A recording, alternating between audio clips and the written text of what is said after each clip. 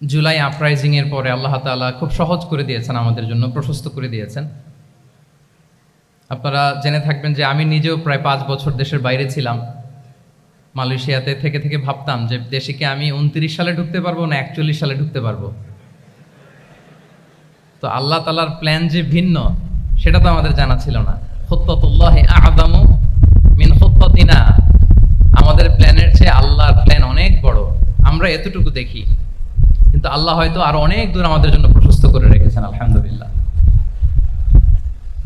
তো এই 5 আগস্টের গণ অভ্যুত্থান বা বিপ্লব পরবর্তী বাংলাদেশের এই চমৎকার পরিবেশে আমরা যে একত্রিত হতে পেরেছি, সুন্দর সুন্দর কনফারেন্স সেমিনারের মধ্য দিয়ে আমরা আমাদের আইডিয়াগুলো শেয়ার করতে পারছি, এটা আমাদের জন্য অনেক বড় নেয়ামত, আল্লাহর পক্ষ থেকে রাহমা।